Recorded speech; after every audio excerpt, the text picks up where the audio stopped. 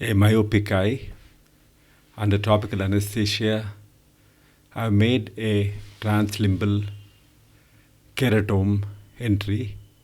Note that the entry is actually in the sclera. The keratome passes through anterior sclera, the limbus, and a part of cornea. Visco is infused into the eye.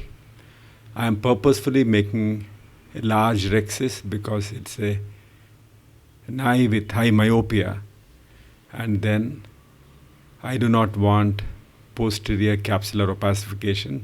To completely avoid PCO, I am making the rhexis larger than the diameter of the lens.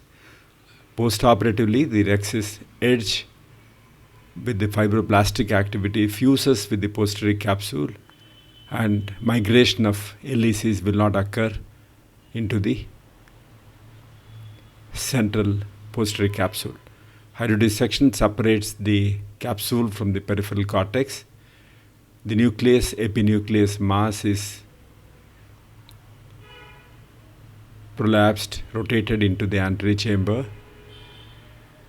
A special type of mini vectis is used to remove heminuclei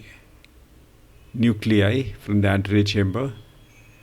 Visco is continuously being infused with the 25 gauge cannula into the anterior chamber in front of the nucleus as it is coming out of the anterior chamber through the tunnel. Leftover cortical material and pieces of epinucleus which has got separated are get drained out of the eye.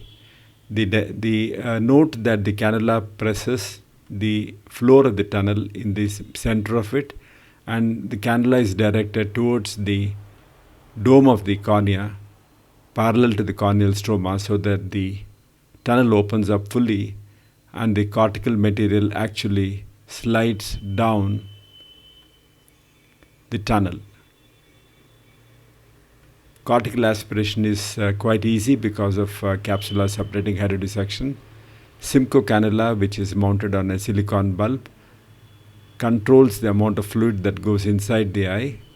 The fluid is not a continuous flow, it is interrupted flow as and when it's needed. With the visual feedback, the fluid is infused into the eye, and 20, 25, 30 ml is all that is necessary for the entire surgery of BSS.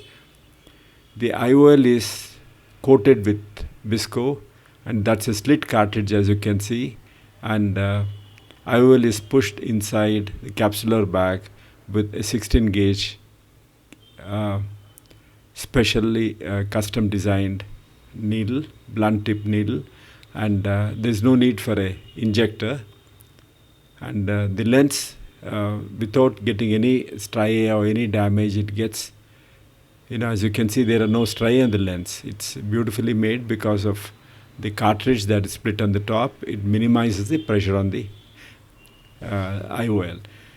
The entire visco is aspirated from the capsular bag behind the lens and behind the cornea, and eye is pressurized to normal intraocular pressure. There is no need to hydrate the wound.